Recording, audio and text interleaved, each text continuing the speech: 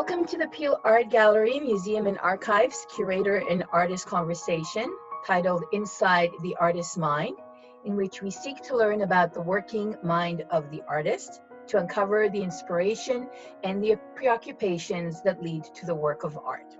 So here we will strive to expose the artist behind the art and the person behind the artist. It is September 15, 2020, and today's guest is artist Rupy Tut, who I had the pleasure of working with back in late 2017 and early 2018 as we were planning to mount her first public art gallery exhibition, A Journey Back Home. Rupy is a contemporary visual artist trained in the traditional Indian miniature painting technique and in calligraphy. She's an American living in California of Sikh Punjabi background. She was born in India and immigrated with her family to the US at an early age. As she habitually deals with subject matter closely connected to her heritage and her religion, she's often described as a Sikh Punjabi artist. And this is where I want to start our conversation, the artist identity. So first I want to say, welcome Rupy, and for me, of course, welcome back. And I'd like to just dive in and pick up from our last private conversation, our tete-a-tete. Maybe it's not exactly at the beginning because we would like to set a little bit the stage for maybe some new audiences, people who might not be familiar with your work. So very basic question for you, but might be very loaded. So who is Rupy? And, you know, is she a Sikh Punjabi artist? Is this how you would like to be defined? Especially today in this current day of age. I mean, let's talk a little bit about how you see yourself and what the labels that we attach to artists do to the artist. Are they something that you embrace or it's something that you resist? Okay. Wow, what a loaded question. I know, a big question. You can kind of separate it into different topics. I also liked your first question, which is who is Rupy? And I think, you know, my favorite part about being an artist is that I get to ask myself that question every single day. And with every single piece is that who am I and what I really care about and what moves me. So in terms of labels, I feel like labels are something that evolve, which is so nice. I think when I started out, I obviously, like as any artist would do, you cling to the community you know, and you cling to what you know. So, you know, I knew what my family history was, whether it was partition or it was immigration, and I cling to those topics and explored those through my work. So in that sense, I became very much a artist focused on the Punjabi immigration narrative, and also an artist who is exploring recent historical events in South Asia. And I think also with my calligraphy, because there was a time when, and I think it happens to many immigrant kids, is there's a time when you start feeling more distant from your ancestors and your traditional roots. And Sikhi is, even though it's a religion, it's almost more of a way of living, right? Right. And I think that's what distinguishes it from me having more of a religious label attached to myself, but then me having more of a way of living that is guided by the religion attached to me as an artist.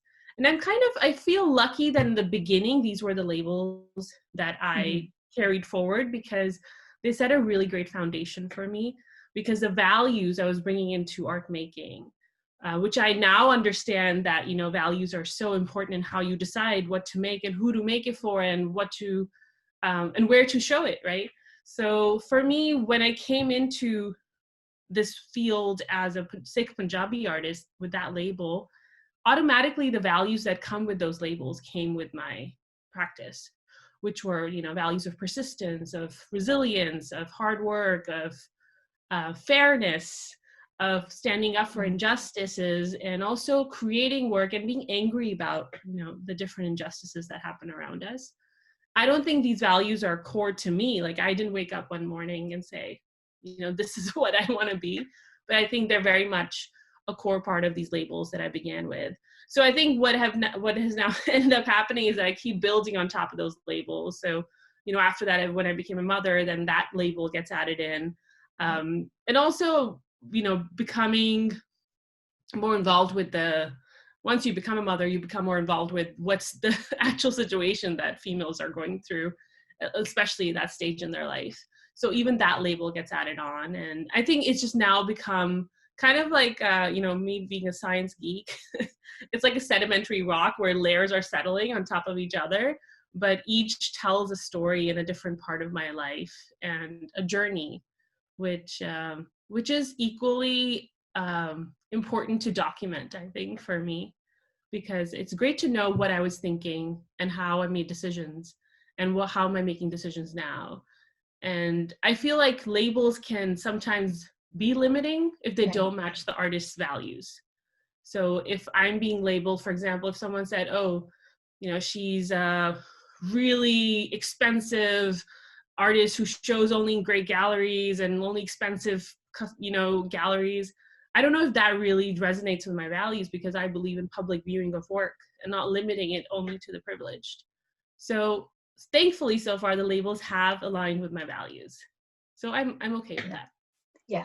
One of the things that struck me about you, Rupy, and I said this to you, I think, from the get-go, I mean, you're a very thoughtful person in everything that you do. And you could really see that, you put a lot of effort into thinking out what, your process and where you want to go with your work. But I think you also have a very interesting background. I mean, you touched a little bit on it. You have a science background. You never always 100% were focused on the art world. It wasn't like you said, okay, I'm going to be an artist. So tell us a little bit about that journey. I mean, and that was one of the reasons why we called your show A Journey Back Home, but there's a whole other layer to that as well. But the journey to becoming an artist, what was that like for you? Because your trajectory at one point was in a completely different direction. So what lured you back into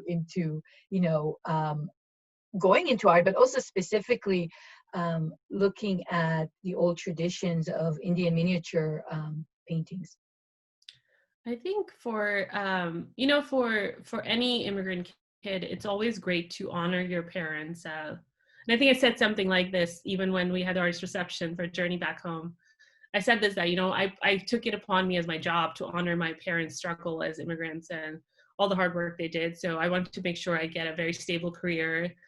Also, though, I was really interested in the sciences, and I still listen to a lot of podcasts about sciences while I'm painting. So I do have a love for them. But I think for me, my creative journey has been, was kind of more of a hobby while I was, going through school and getting even my graduate degree in public health. Until then, also, I just did art as, I never looked at it as an outlet, but I always engaged with it, whether it was through creating work for someone, commissions. So I was already kind of orchestrating, I think, a foundation for the career I was about to have.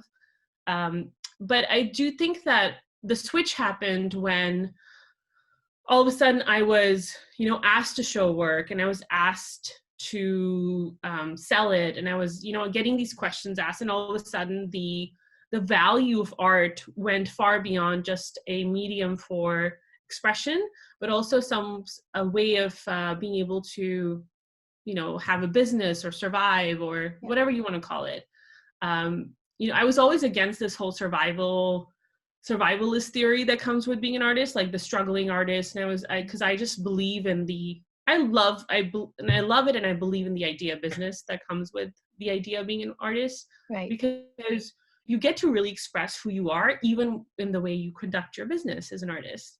So I was like, okay, this is a cool experiment. Let's just try it for a year. And this is 11 years ago. And I feel like somewhere that journey was morphing into then, okay, what am I interested in? I was somewhere, I think, getting mentors early on was allowing me to ask the right questions. So my first 3 years, I was not worried about, okay, I have to make this much income from my work. Because I think with an art career, you have to look at it as an investment. Right. And yes. That's something that someone has said to me early on that really stuck with me and really helped me not make the mistakes and, kind of fall for the pitfalls of earning money right away from my work. It was more about developing my voice and developing my work and getting the right mentors, having them ask me the right questions. And I think somewhere with these questions and leading into this process of self-discovery, I realized that, I actually really do keep going back to miniatures or the more Eastern traditional art forms.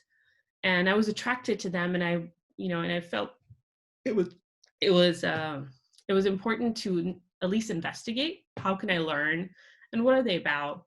But I feel like it was Do you think really it was, hard for me. do you think it was a little bit of a part of it, kind of like you're touching on the idea of maybe being disconnected from your tradition, from your background? Maybe it was this, it was a lost art form or was becoming a lost art form, and you felt the need to preserve it, that the way that we need to preserve things that we feel, maybe were lost to us when we Yeah, were moving from one country to the next, or and yeah. stories that we hear about our parents or grandparents tell us of a time in a place that we may not be very well connected to, just physically not connected to. Yeah, I think with the sad part about like traditional Indian painting in general is that even our grandparents are not connected to it actually, Right. because it dissipated after the political upheavals that happened in the late 19th century. By late 19th century, like nobody was really looking at these traditional art forms, even in India, or informed about it because their status was quite demoted Right. because the way the British formulated the language around them. But I do feel that for me, there was a part of me when I learned what Indian miniature was, when I went to London and I trained and I learned what it was, I was like, wow, it would be great to feel like a hero and try to preserve it, and I wouldn't lie that initially that feeling of, okay, if I know that I can learn this and I can do it. And obviously the teachers at the time were like, well, you actually might be good at this if you really, attach yourself to it for the right reasons. So my initial thought was that, okay, it'd be so great if I just preserve it, if I'm able to not let it die. And that did motivate me to then go to the next step, which is then to fall in love with it and to innovate within it. I think there was initially a lot of, I think, naivety with the way I was approaching it, because it's so fascinating to discover your own heritage, especially if it's artistic heritage. Yeah. Especially if you love going to museums here in the West and all you see is, all you see, which is more Eurocentric art. And you don't really see any type of art that is related to a very specific culture or different parts of the world. Yeah. So I think for me, the motivation actually became that not only I want to preserve it, but through the practice that I want to create for myself, but also to kind of make these political, social statements through it that question all of us as to what we value in the art world and what are we projecting our generations to find valuable versus art that is only in the ethnic art category. Right. So it slowly evolved into more of a challenge, challenging the art world and the way that we perceive a lot of these traditional art forms from many different cultures. Yeah. But I think what you've done with your work as well as when you were studying, in that, it took a few years and you were very focused and very committed. Mm-hmm. You injected it with your own symbolism. And I mean, it's not like you've recreated the images of the past. You really were able to marry the techniques and the tradition with more modern and contemporary ideas or themes that were relevant Right. to you. And I remember you were incorporating a lot of these things in the show, and you had images that dealt with, women empowerment, and you were, I know there were images about, the whole process of immigration as well. And what really struck me actually about your work was that the imagery, even though they were mostly a small format, it was so powerful because you set it against this kind of nondescript white background, and it's so full of symbolism of all kinds of, I think every element within the work had something to say, within the composition had something to say in order to carry a kind of message.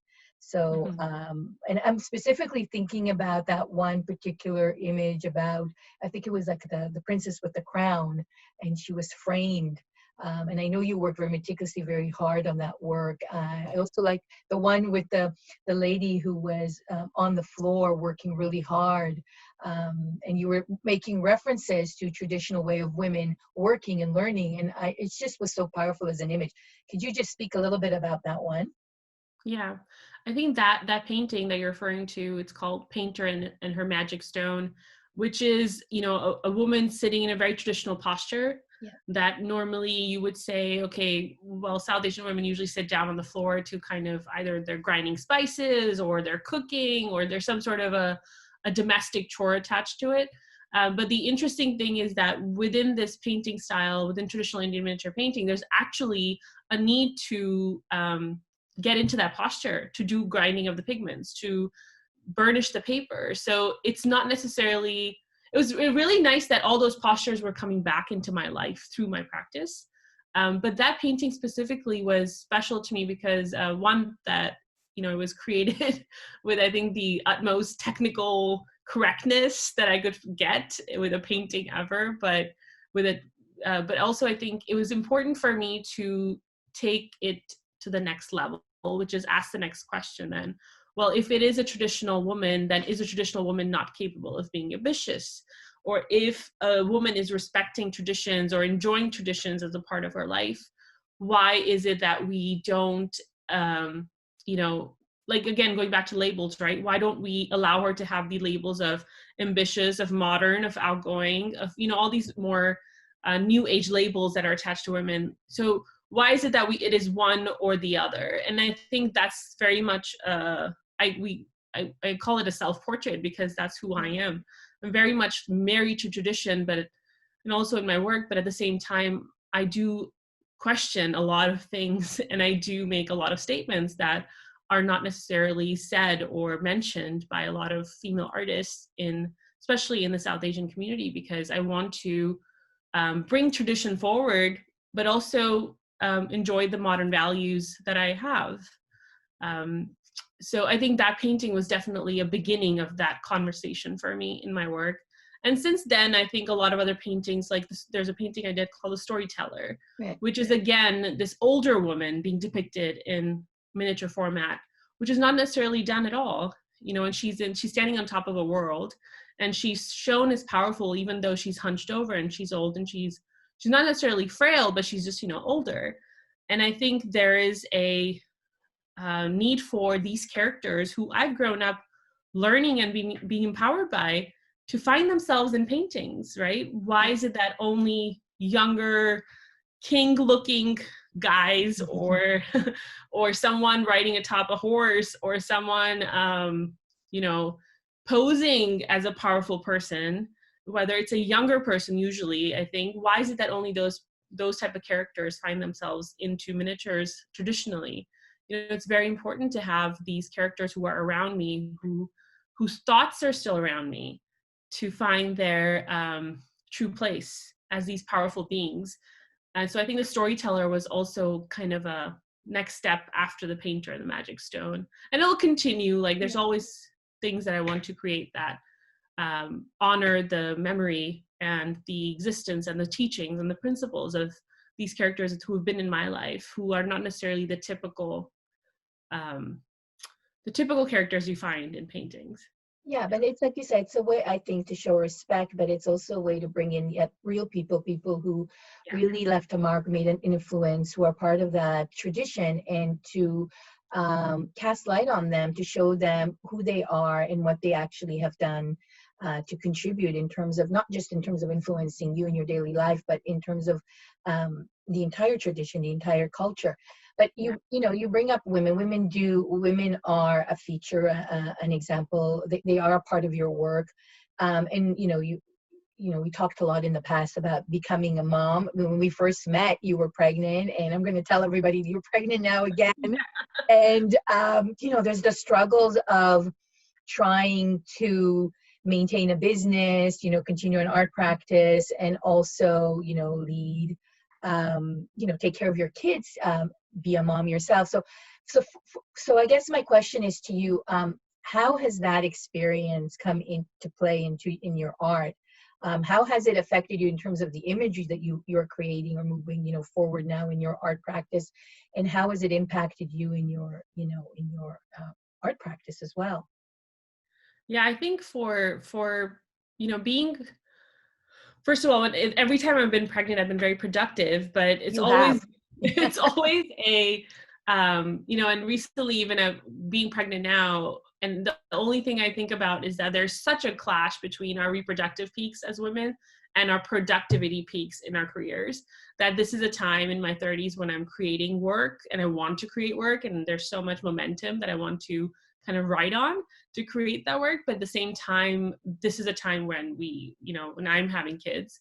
So there's definitely, first of all, I think just naturally a lot of insecurity comes in with it, because there is so much you want to accomplish as an artist, and you want to create, and you want to be able to put out in the world.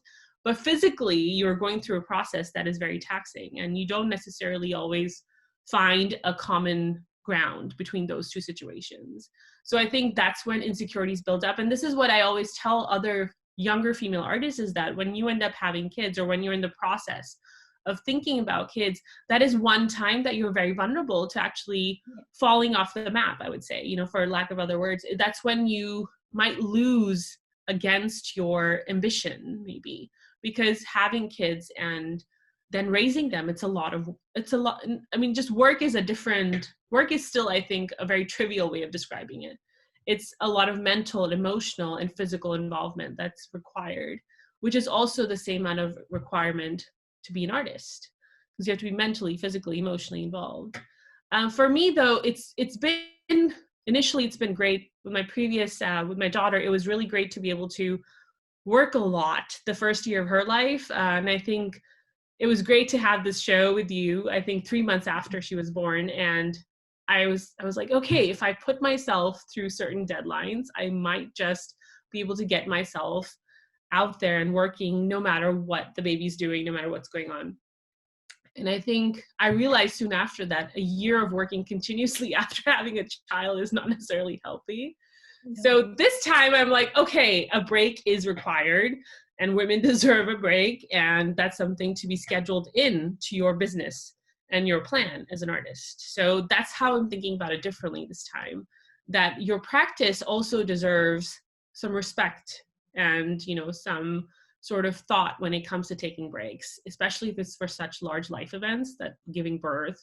Yeah. And in terms of how being a mother has influenced my practice so greatly, hugely, because I think in general, time is such a valuable commodity all of a sudden that I value a lot on what I'm spending my time on. So, now I've divided my year up into what's my research time in the year, what is my, training time in the year, what is my actual production time in the year, and then what is my exhibition season like. And I don't think I was this organized with my time before I had kids. So that's a direct, I think, practical influence on how I manage my time.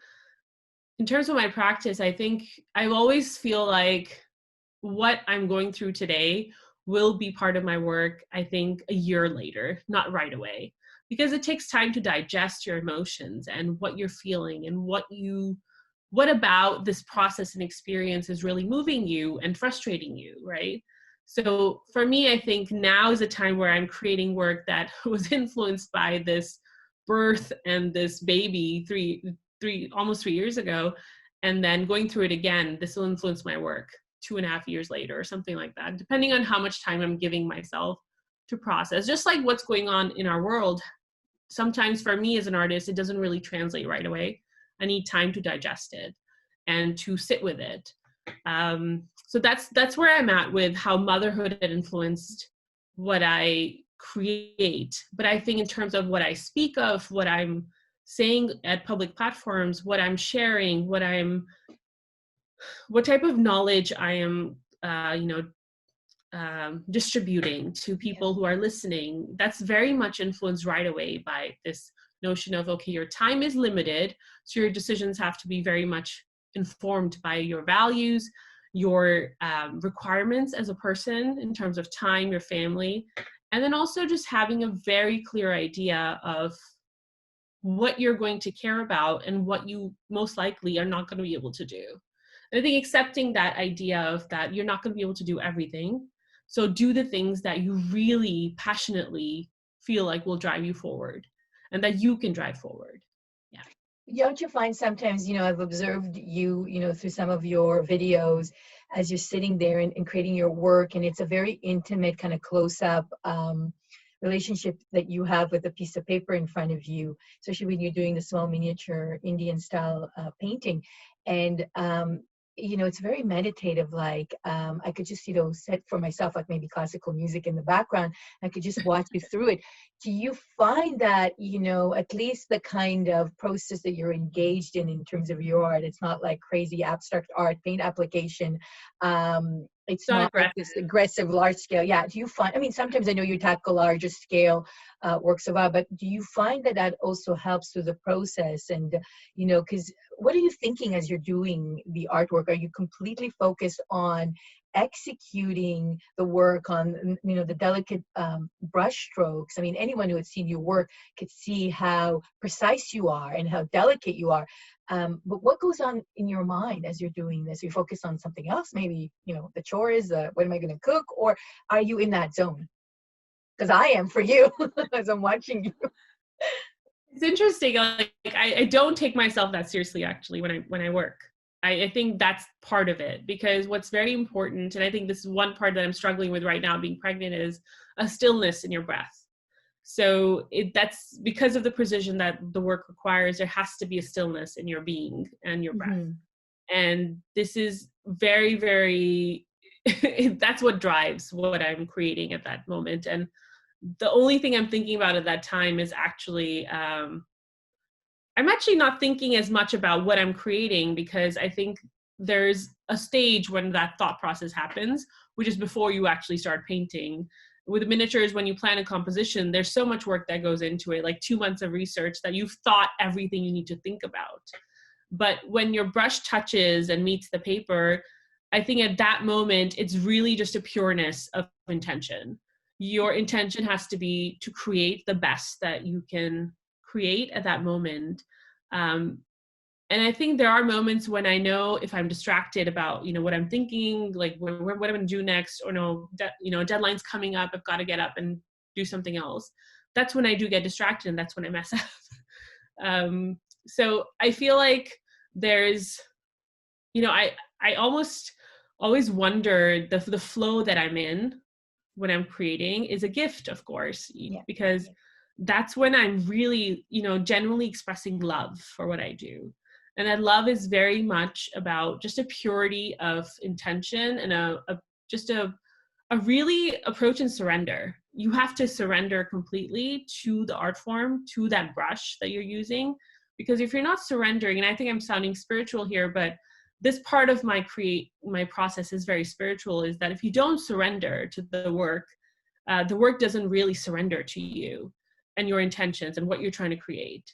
So I very much believe in that. So even the way I'm treating my brush, if I'm aggressive with it, you know, if I need a super fine point, it's not necessarily something I want to approach my brush with, not with aggression. So, and I know that these decisions have now become automatic, and I don't think about them every single time, but it's very, I'm listening to so much when I'm creating that my actual active mind is totally distracted by that. I love listening to stories when I'm creating, whether it's podcasts or actual stories, you know, listening to books. But my subconscious is completely involved in creating of the work and how the brush is meeting the paper. And that's the dance that I have to manage, how the brush meets the paper and how much the brush is loaded. And I think the minute I get very egotistical about, okay, I've got this, I'm going to do this, that's when I'm more likely to fail. So I don't know if I'm describing if I'm answering your question, You but are, yeah. it's really just I feel like it's a lot like, you know, raising a child. You have to be soft at the right time, and you have to be stern and stiff at the right time. Like it's very similar to the love you pour without a expectation from the paper and the brush. Yeah. So how predetermined is your work, like in advance? I mean, just take us through the process a little bit in terms of, do you draft everything in advance? Do you think it out, and then once you apply the paint, it all kind of fits in? Or is there room for mistakes? Is there room for chances? I've recently worked with another artist who just seems so methodical in the way that he does things, and he goes about things. He starts off with just thinking about things. It's all about chance and opportunity, and it's the subconscious and random thoughts that just come out, but then everything is methodically done and organized. And I often wonder, if you are so attentive to detail, if you are so focused, how much frustrations come through when it doesn't work out maybe the way that you have it in your mind. How much of it is, do you give to chance and to just the process taking shape and guiding you? And how much is, in terms of your training, that focus, that meditation that requires this kind of level of attention is in the work itself? Because that's what I see when I see your work. I see, work of perfection. There's so much little effort that goes into it. No distractions. There is I think sometimes I criticize myself for this, that I spend a lot of time on a painting, in terms of, from the moment I think about it. Like, there's a painting that's been in my mind for a very long time now, and slowly once my emotions are clear, for example, what am I trying to say through this work? That's when I actually get down to to perfecting the composition and to adding to the composition. But the emotions and knowing why you're making a certain work and what you're trying to say through it, that's what takes the longest time. And I let that happen. I don't rush that process at all. Yeah. There's paintings that, I want to make that have been with me for a year now, and or the topics that I want to depict in them. And I think I honestly wait for that moment when my emotions and my intentions are very clear with that painting. So sitting with that for so long really helps to mitigate the chances of surprises in some way. So once I know why I'm creating something and what am I trying to say with it, when the composition begins, and with miniature, you actually work on a very final drawing before you even start the coloring stage. You have to create the final drawing, which then is kind of your bank of your masterworks, right? Because these final drawings are very crisp and very, very, they're meant to be as good, if not better, than the painting, actually. So when I'm creating that final drawing, there's almost like putting together a puzzle and different pieces of what I'm trying to say. In that, there's a lot of surprises, and there can be a lot of turns and twists that can happen. I might decide to, like in the painting Machinery of Repression, I added that the American bald eagle, which is a symbol of this country, and for me was a symbol of the Union at the time being strangled by the processes of capitalism and also political rhetoric and everything that's been happening here for the last 4 years. But that American bald eagle was not added till the end, because initially I thought, okay, maybe the guy can just be the central character, who is this really large character that depicts greed in the system. He might just be holding a rose or something, just more indicative of royalty. But eventually something happens, and something that is in your environment triggers a different thought. And that's when the composition changes and it surprises you, which is why I think I like to take my time with the composition. It's not making it, in one day or even a week. I let it be there for a month, which is why I only create a few paintings a year. But it's very important, because I think once you get a composition that you're completely committed to, and that every single element, like you said, has a symbolic meaning, and it stands for some part of the narrative that I'm trying to share with the audience. After that, there's no surprises, actually. After that, it becomes a really amazing, difficult coloring book. Like a page from the coloring book, where you then just want to have faith in the process, because the process of Indian miniature is quite involved, because your recipes can go wrong, and they have gone wrong for me. The entire paint can crack off and fall off. And then you start over. So all of that is so much more gut-wrenching, that you don't want surprises in terms of composition at that time. But the other surprises happen at that time, where your brush will not cooperate with you, or your hand is not steady enough, your breath is not steady enough to be able to do the fine line work.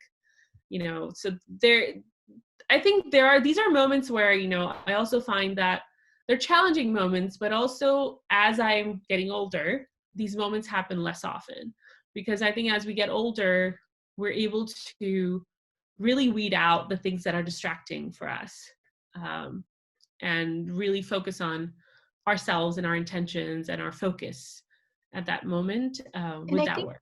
being a mother kind of teaches you a little bit of patience as well, and to just let go of certain things, right? And multitask too as you're doing this, like, maybe holding your breath and, still focus on the work that you're doing and then tending to other things. I mean, certainly in my experience, I know that I think being a mom definitely taught me to think about things very differently and look at work differently as well. Which is why I don't ever like asking people, how do you find balance? I never really understood that question, because I don't know what that is. For me, it's like, well, if I've got a group of people around me that help me and support me, then I can find time to do other things. I think there's no doubt in the mind of a mom that her child will come first, before anything else, even though you love other things so much. I did often, I don't know if people ask you that, how do you find balance, Rupy? I think How do you people, manage? yeah, they don't ask me how I find balance. I do get compliments that I look and seem that my life seems very balanced. But I think it's also because I'm very private about my family life. I don't really share as much about my family life in the public. But as you were saying, it was funny that this is one thing that I think I've had very clear since the beginning of my art career, when motherhood was introduced as another role that I was going to play, that what is more important to me, my work or my kids? Because there is a point where you just have to decide. That just, sometimes it's a daily decision for some people. For some people, it's a monthly decision. Because I was traveling, and I was traveling more. I was working more even with kids in the equation. And I think there was a point where I decided that if, I love my work way more. And for me to not be resentful towards my family life is the reason I have to really pursue what I love. So and I think this is something that, my kids will grow up knowing that, I love, that mom really does love and care about her work. Yeah. Slightly more than us, actually. So, and I think it'll go in stage and it'll change, but I feel like that's also a statement that a lot of women will not really admit to, because of the guilt that comes with it. Because, we've been conditioned to care about our kids way more than anything else. And I think there is of course, a healthy way of doing that, to care about your kids way more than anything else. But I think this is where my practice is just really important to me, because the practice takes a lot of background work as well, and a lot of work before I even enter the studio. I have to have a mind that's very stable and that's very much clear in what I'm doing. And I think motherhood brought that into my life more, that I was able to think even more clearly about what I was doing. But at the same time, I was also clear on the priorities that are there in my life. And I think that lets you not strike a balance, because there's really no balance. That's right. It's something is more demanding on different days, right? Motherhood might be more Exactly. demanding on different days. You'll just But of learn to course, multitask. yeah, you just, More in a better way, maybe. I think you learn to multitask, or you just learn to let go of certain standards of perfection, which I never had. I never really I never strived for perfection in my work. I find perfection is just, something, just leave it to the gods. You don't Right. really need to worry about perfection. And I think it's good that I didn't have that disease, like I like to say it. So yeah, it just lets you be okay not pursuing perfection. And I think, but pursuing excellence is something that is amplified when you have kids, because you have a limited amount of time, and you have no fear to just jump in and do it, Right. because there's a limited amount of time. Exactly. There's limited amount of time anyways. And I think for me, before kids, it was, well, I'll have some time so I can think about it. I'll go get myself a cup of tea and a cup of coffee too. Yeah. And, there's another day, but there's an urgency there when your life is so full of things and people, and you just got to get from one thing to the next. And yes, maybe sometimes just not thinking about it and delving in. And what's procrastination? I don't know that anymore. And it's still fun. I think people might think that it's not fun. It's still really great fun to be able to, it's great fun to kind of take away that dance that we used to do when we had the time of like, I'm just going to sip my tea. I'm just going to watch a video. I'm going to waste my time here for a little bit. I'm just going to clean my office because I don't want to create today. You know, so I feel like it's also great fun to just know that, okay, I want to do something. I'm just going to go do it because I realize the importance of time. And they do get older and then they don't want you. So you suddenly do have extra time. And you're like, oh, I have extra time. I can actually think again. You go through stages, of course. Okay, so let's just add another level of complication, which I'm sure everybody would want to know. So since March, you know, most of us in North America, at least in Canada, we were all had to confine ourselves to our home. Suddenly, one day in March, we were told, okay, that's it. Pack your bags, go home. And then, you know, what is it now? 6-7 months later, we are, to some extent, you know, some level of isolation. Things are opening up, but we're in different phases in Canada. What was COVID like for you? Because I know originally when we wanted to do this, a talk, you know, we were thinking a lot about, you know, creating in time of COVID. And one of the things, you know, that artists normally strive in is an environment of silence and maybe isolation. Some artists like to work with others and, you know, they put, you know, music in the background. What was it like for you, I guess, now where, I mean, your studio's in your home, but yes, now you're with your daughter more. Has anything changed? Yeah, of course. I mean, of course it changes. I think initially when the lockdown happened, I actually had us quarantined earlier because I come from a public health background. I was like, oh, we've got to just start staying at home. That's right. Yeah. And I was very much looking at all of this very practically and understanding it. Honestly, I didn't have really a question in mind at all that this was not going to work. I was like, this is for a purpose and we need to be. So there was no panic at my end in terms of as a person. But when it comes to, you know, the reality of the reality of our world and our society is that when it comes to kids and when it comes to managing a household, a lot of the responsibility falls on the women in the house. And I took that responsibility automatically more heavily, not knowing that I could actually share it. And I all of a sudden decreased my hours and made sure that I was there for my daughter because she was at home full time, of course, and she was not going to school. And I think there was a initial fear for me where I felt like, okay, is this the time where I just have to now give up parts of what I want to do in my career? And it was really great at that time to be able to reach out to mentors and share that fear. You know, am I going to have to stop creating work now because I have responsibilities? Because also in terms of artists in most households, we're not the ones who are, you know, the higher income in the household, right? So we automatically sometimes put ourselves in the back seat and say, okay, well, you go ahead and work and I'll take care of everything else, right? And this is something I think as a woman then you don't do even more readily because you are so used to adjusting. You're conditioned to just really go with the flow of the situation and not necessarily say, no, I need this time to do the work I need to do. So initially my reaction was all of this, and it was actually very out of character for me and for our family because they know how much I care about my work and they know I have to put in the time I have to put in. So eventually my partner, Raj, was like, well, you need to just do your work. When are you going to work? And he just kind of asked me, what's the schedule you want? Because this is the schedule I'll set.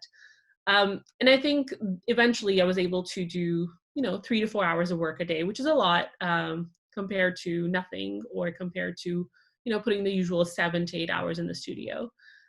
And I think in terms of creating, it was good to be in touch with mentors at the time who encourage you to just create even less ambitious projects, right? Less ambitious paintings, less ambitious drawings. Even though I didn't do that, I still kept myself going and targeting paintings. But it was just nice to just hear someone who, you know, knows more than you and has seen this career through more ups and downs to just comment on, you know, hey, these are options you have. In terms of creating with having family home, because I work from home, there was no change of environment for me because I've also had the experience of working from home when my baby has been home, you know, when she's being taken care of by grandparents or someone else. I think for me, when you shut the door, I'm in my studio. There's no really there's no difference in that way. During COVID, I would shut the door and then I'm in my studio doing the work I do. Yeah. It's become so automated for me that I wasn't really struggling with not creating. But eventually when it got really difficult for me to create in general was when I was seeing how much is happening around the world, where so many deaths are happening around the world, so many people who are frontline workers are being impacted, people who are, at the lowest strata in terms of benefits and income and social and economic health are being impacted. And at that time to create felt really difficult for me because I felt, okay, all of a sudden I'm now in a privileged position where I can create, but I don't have to go and struggle for food. I don't have to go and struggle for medications, and so many other things that people were going through initially during COVID that we were hearing about because a lot was not being, management of the disease was not really the same that it is now. That was when I just decided that I could not create work that was focused on, some of these really difficult historical events. I had to create work that was a little bit lighter and a little bit more reflective of, the world I want to imagine. So whether it's a more natural world that's beautiful, like the painting I did with bees that I call Woggle Dance, and I think all of a sudden I had to switch my own focus and work on things that were happier for me. Because there is a part of me that got really, really impacted and depressed about what was happening around me, which also feels very, trivial to say and very frivolous to say, because I wasn't I wasn't a doctor or I wasn't a nurse. I wasn't being impacted so directly as so many other people around the world. But my craft was definitely taking a toll in terms of I couldn't really do the things I normally do, which is I explore history and I explore our current times and I try to find a similarity between the two and Yes. and depict, what is it that we need to see about those two times.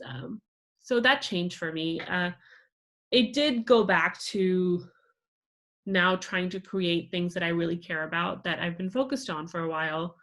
But because climate change was the topic that I was exploring in my work already, and the climate breakdown and the impacts of it, that's what I was researching when the pandemic started.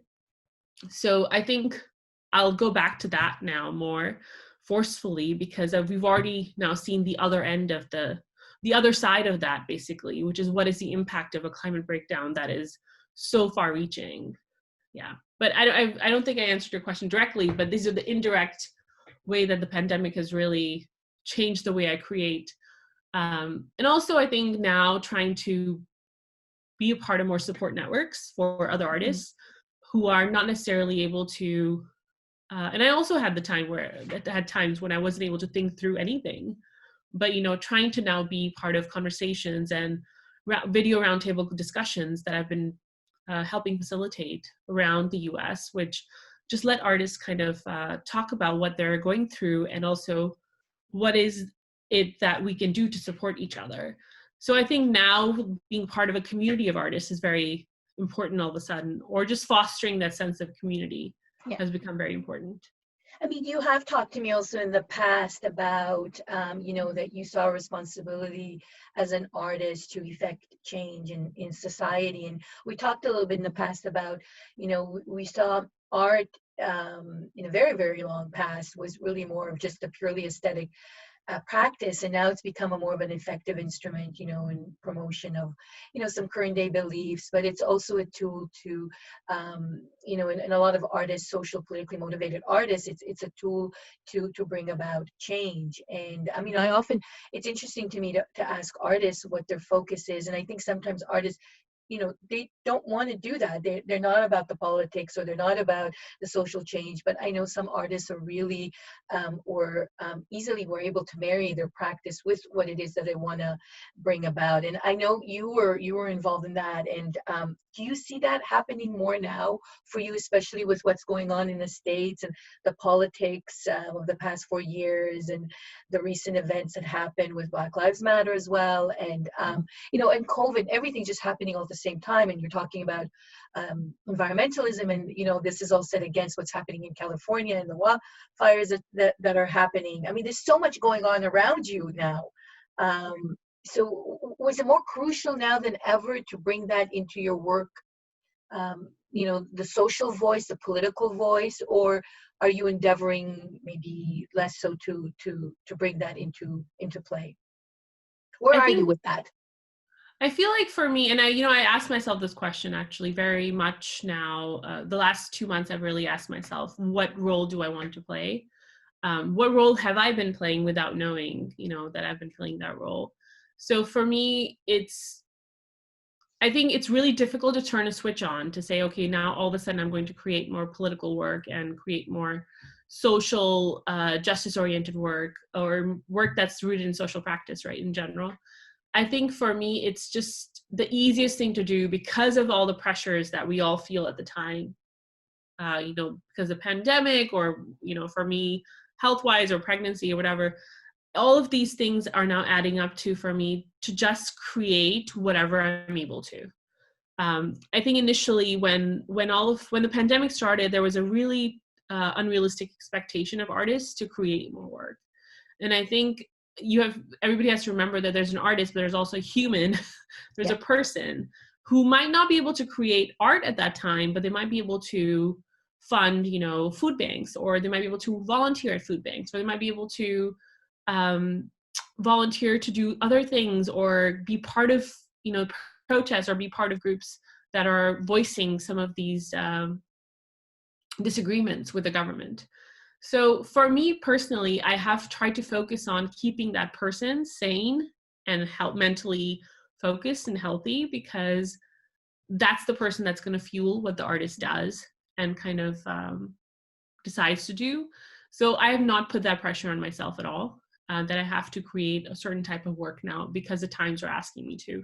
I've actually become very numb and very dormant, I would say, in terms of how I am able to react to the times. I feel like I'm learning more about what's happening at this time, but sometimes, and as an artist, for example, even the Black Lives Matter movement, it's what I'm personally moved by in terms of the movement, what personally is causing anger inside me, or causing a huge amount of disrespect or a huge amount of disagreement with some of the institutions in this country. All of that is okay to do, okay to feel, without having to do something with it creatively. Like, that's something I've come to terms with. It was initially really hard to not create something, because of the social injustices that are being exposed around me.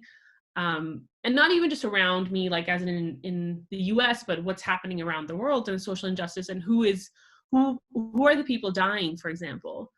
But I've now stopped feeling guilty in, to not be able to create something directly related to that. But in terms of what am I creating, it's very important for me to make sure that if there's not a function of me being able to perform, artistically or creatively, to get people riled up behind a cause, or to get people motivated behind a cause, and there's a different function also that I serve as an artist, which is to actually introduce beautiful things into the world as well. So if I'm able to introduce anything beautiful, there's also a moment of relief that people need, right? So I'm not intentionally doing any of that, but it's what I'm able to do that I'm doing. I don't know if that makes sense completely, but I think it's unrealistic to expect artists to perform right now. You know what I mean? Because we do perform through our work. And however things are impacting an individual who's not an artist, they're impacting the artist in the same way, and even worse, because our livelihoods, our shows, everything is canceled this year. My solos have been delayed, or I don't even know if they'll happen. So that's my long answer. There's a lot. Yes, though there's a lot there to unpack, and I think I'm still unpacking it, is what I mean to say. Yeah. But I think on that note, I want to say thank you for sharing your life with us, your life story of becoming an artist, and your thoughts about what's happening now. I mean, I'm always looking forward to seeing what you're going to do, and I know you're going to create amazing, beautiful art. It's always lovely to stay in touch with artists and see how they grow, how they develop. I'm a huge fan of yours, and I know our audiences are as well. So I want to say all the best of luck on with this new pregnancy, and I'm looking to stay in touch and speak to you again, Rupy. Thank you, Sharona. Thank you so much for giving me this opportunity to share my really convoluted thoughts. But They're great. I think it's also having these conversations that's lifting all of us out of these times. Exactly. And listening to them too. Yes, and So I think a lot of people really want to know what are the true thoughts of the artist. How do they get to where they are? What it is that they really do? What do they aspire for? What are their challenges? And I think these are the real stories that a lot of aspiring artists would really benefit from, to see that, that their struggles are, they're not alone in their struggles. They're not alone in how they feel. And it's really all a shared kind of community, and lending your voice is a way to lend support as well. So there you go. So thank you so much, Rupy. And like I said, you are our honorary member of the PAMA staff. So we look to I take stay that in touch forever. Of course. PAMA staff is some of my favorite people. So that family, the PAMA family, has been in my heart always since the day we've met. Yeah. And I think you've been a really amazing guiding light since the day we've met, and with the day we've started talking about work and where I want to go and what I want to do with it. So it's nice to kind of check in again and again and see where we are, both of us. Yeah. You'll be doing amazing things, no doubt about it. So. Thanks, Sharona. Okay, well, thank you. Take care, Rupy.